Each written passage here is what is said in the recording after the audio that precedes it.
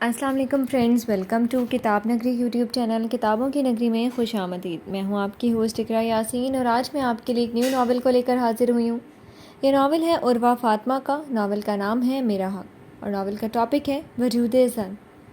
Episode number ہے first, لیکن اس episode کو سٹارٹ کرنے سے پہلے آپ جلدی سے کر لیجئے ہمارے چینل کو سبسکرائب، ویڈیو کو لائک اور کلک کر لیجئے بیل آئیکن کو۔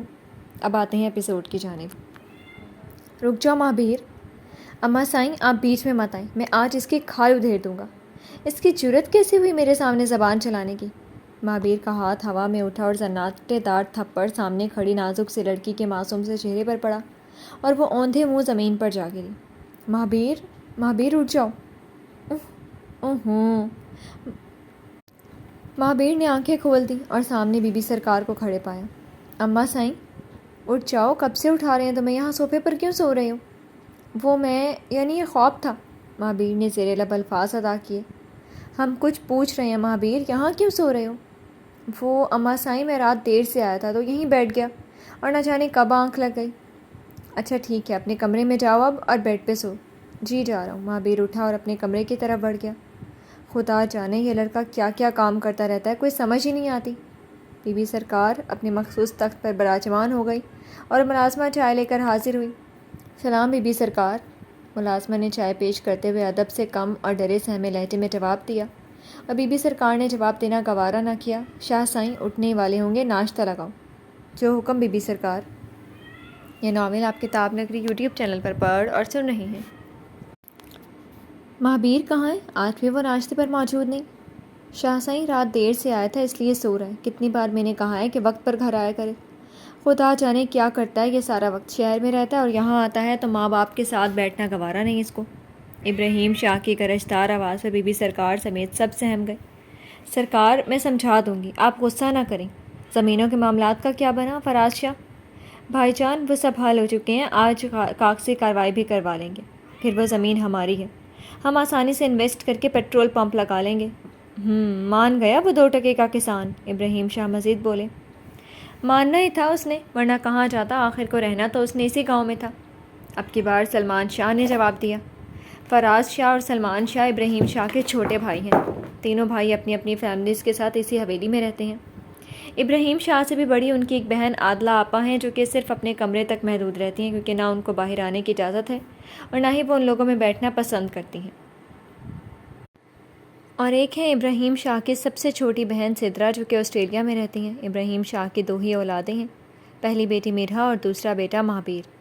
مرحا کو خاندانی اصولوں کے مطابق میٹرک کے بعد پڑھنے کی اجازت نہ ملی اور تعلیم کا شوق ہونے کے باوجود وہ کالج نہ جا سکی، لیکن بے حد اصرار اور رونے دھونے کے بعد مرحا کو گھر کی 4 دیواری میں رہ کر پڑھنے کی اجازت مل گئی اور ایک ٹیوٹر کو رکھ لیا گیا جو ان کو گھر آ کر پڑھا جاتا، جبکہ مہابیر سول انجینئرنگ کر رہا تھا۔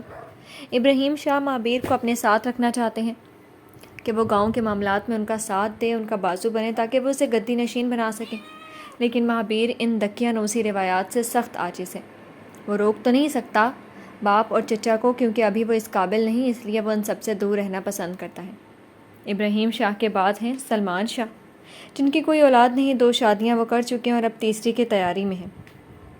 پھر آتا ہے فراز شاہ کا نمبر، جو کہ اپنے دونوں بڑے بھائیوں سے 4 گنا بڑھ کر ظلم کو دیدہ دلیری سے انجام دیتے ہیں، گردن تان کر چلتے اور جدید دور کے فرعون کا عکس ظاہر کرتے ہیں۔ فراز شاہ کی 3 اولادیں ہیں۔ بڑا بیٹا زارون فراز شاہ، باپ کی فوٹو کاپی، عادات ہوں یا نین نقش۔ گاؤں میں لوگ اگر ابراہیم شاہ سے خوف کھاتے تھے تو فراز شاہ اور زارون کے نام سے تو ان کی روح فنا ہو جاتی تھی۔ 1 سیکنڈ میں پرامن جگہ کو میدان جنگ بنا دینا ان باپ بیٹا کا شیوا ہے۔ دوسرا بیٹا سواش فراز شاہ، جو کہ لاء کا اسٹوڈنٹ ہے اور مہابیر کی طرح اپنے باپ کے بالکل برعکس ہے۔ سواش اور مہابیر دونوں ہم عمر اور بہت ہی اچھے دوست ہیں۔ سب سے چھوٹی بیٹی عمل، جو اس گھر میں واحد لڑکی تھی جس کو بیٹی کا ذرا مان حاصل تھا۔ فراز شاہ اس سے محبت جتاتے نہ تھے، مگر زارون کی جان بستی ہے عمل میں۔ عمل اور مرحا دونوں ہی گھر میں ٹیوٹر کے پاس پڑھتی ہیں۔ یہ ٹیوٹر بھی عمل کی ضد پر زارون نے رکھوا کے دیا تھا، کیونکہ مرحا آگے پڑھنا چاہتی تھی، لیکن اجازت نہیں ملی تو عمل نے ایف اے کرنے کی خواہش ظاہر کی تاکہ مرحا اپنا شوق جاری رکھ سکے۔ یہ وہ گاؤں ہے جہاں سردار گھرانے سے لے کر ایک دہاڑی دار مزدور کے گھر تک عورت کو پاؤں کی جوتی کا مقام دیا جاتا ہے۔ بیٹی ہو یا بہو یا بیوی، عورت بس ماں کے روپ میں قدر پاتی تو پاتی، ورنہ ہر رشتے میں عورت کی تذلیل کو اپنا حق جانا جاتا۔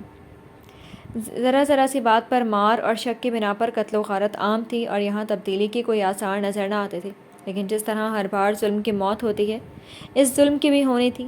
موسیٰ علیہ السلام نے فرعون کے گھر میں پل کر اس کے ظلم کو مات دی، اسی طرح ایک موسیٰ اس گھر میں بھی تھا جو اس ظلم کو ختم کرنے کا ارادہ رکھتا تھا۔ یہ ناول آپ کتاب نگری یوٹیوب چینل پر پڑھ اور سن رہے ہیں۔ سواش برو کدھر چلیں؟ کہیں نہیں یار، بس کسی ایسی جگہ جانا چاہتا ہوں جہاں کھل کر سانس لے سکوں، دم گھٹتا ہے یہاں آ کر میرا۔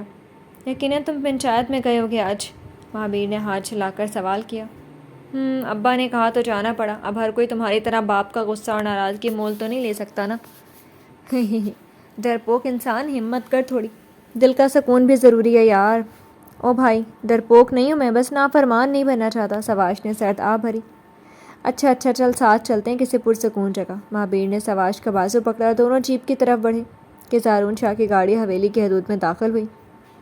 ملازم نے بھاگ کر گاڑی کا دروازہ کھولنا چاہا، اس سے پہلے زارون تیزی سے کار سے نکلا اور ملازم کو زوردار تھپڑ دے مارا۔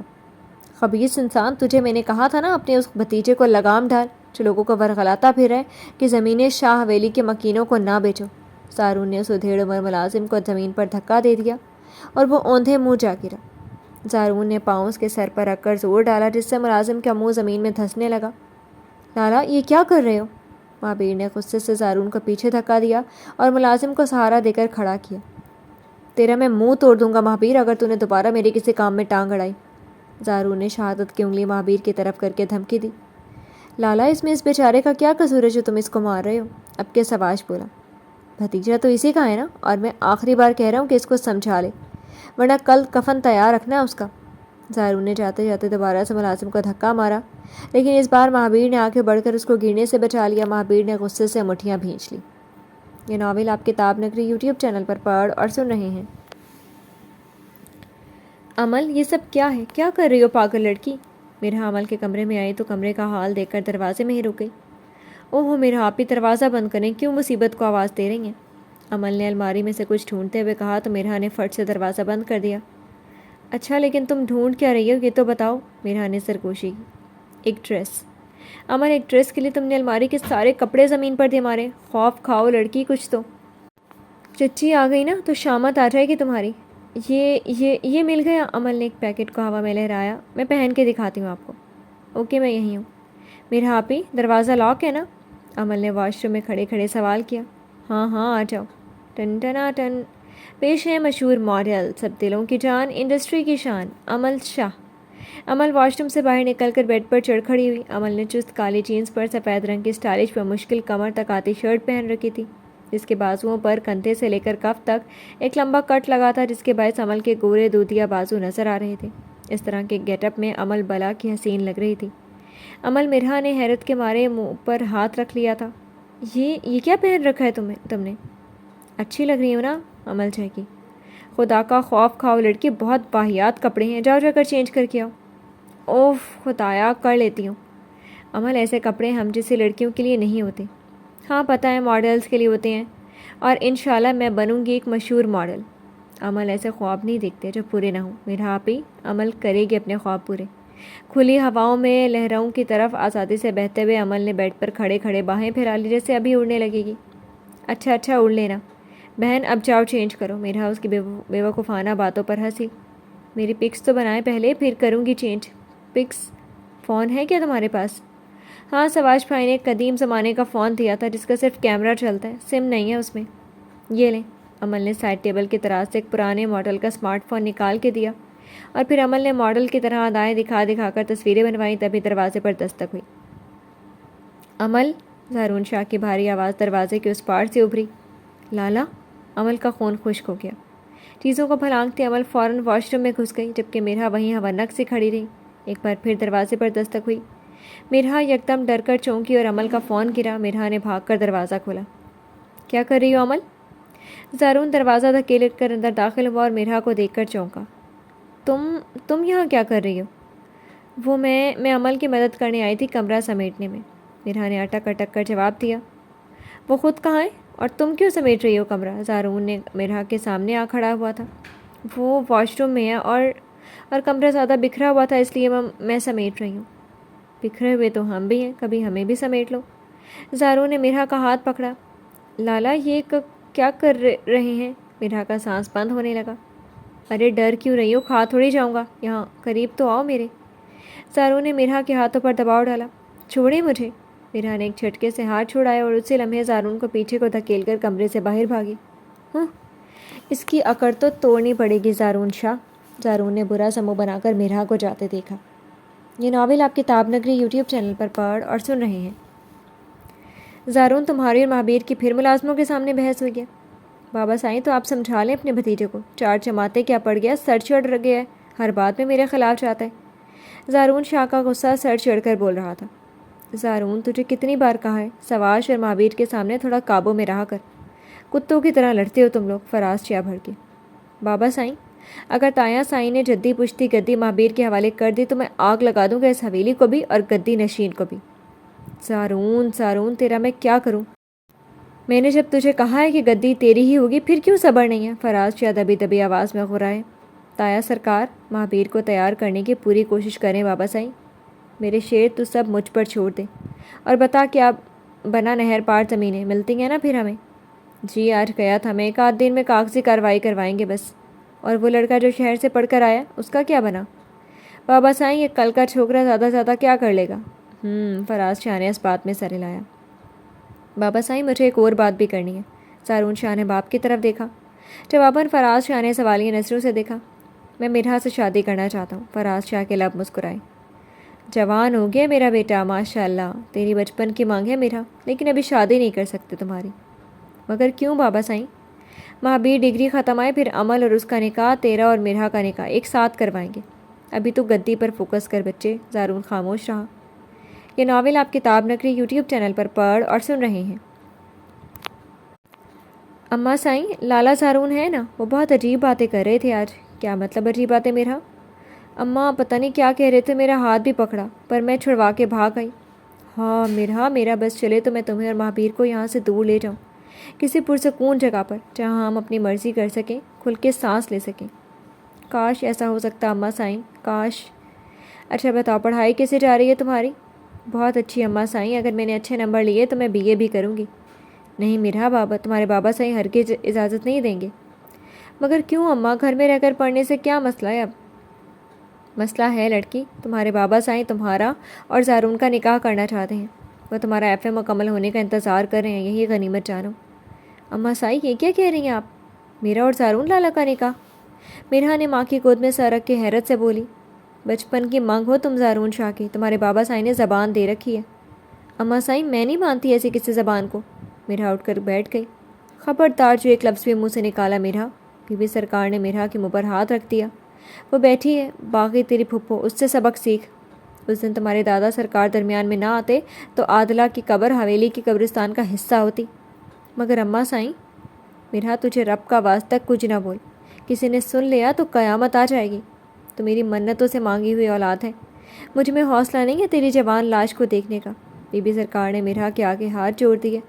نہ چاہتے ہوئے بھی وہ نازک سی لڑکی منو بوجھ دل پہ لیا خاموش ہو گئی۔ یہ ناول آپ کتاب نگری یوٹیوب چینل پر پڑھ اور سن رہے ہیں۔ عمل چاتر کہاں ہے تمہاری؟ مرحا نے عمل کو بازو سے پکڑ کر روکا۔ کمرے میں ہے۔ کیا مطلب کمرے میں ہے؟ سر کے پاس پڑھنے جا رہے ہیں، ہم شادی میں نہیں جا رہے۔